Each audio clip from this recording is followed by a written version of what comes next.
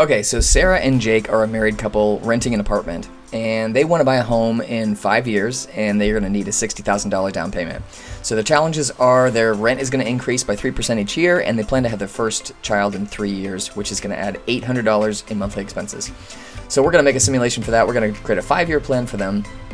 Let's say that they have 15 grand in the bank saved up so far, and we're not going to worry about investments right now, and their monthly expenses are $6,700 a month. Their monthly income is $8,000 a month after taxes. And let's take a look at how their simulation runs. So right now, they're doing great. They're making more than they're spending. Now let's create those challenges. So first of all, we're going to have a rent increase in year 1.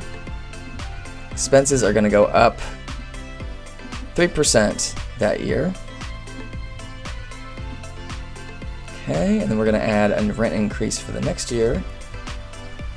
Okay, so we've got our rent increases that are happening every year, and our ending balance is $79,000. Now we're going to add our first baby. So we're going to have a baby, our first baby on in 3 years. 1, 2, 3 years.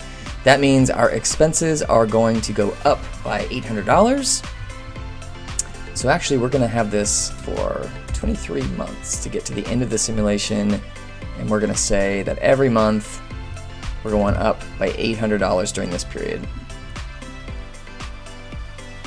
All right, so we got our baby costs in there starting to eat down a little bit. Our money is now kind of going down each month, so we're a little bit underwater slightly. And now let's add our $60,000 down payment that we're trying to get to. So we're gonna say $60K down payment. We're gonna say that's gonna happen at the end of our simulation, just 2 months before we ended up. We're gonna say we've got a big one-time expense of $60,000. And it looks like we're not gonna make it.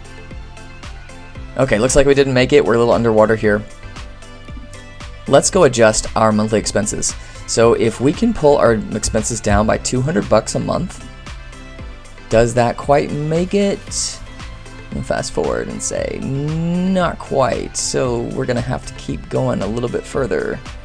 It's gonna say $6,300. So now we're down $400 a month in our expenses, and it looks like we're gonna make it.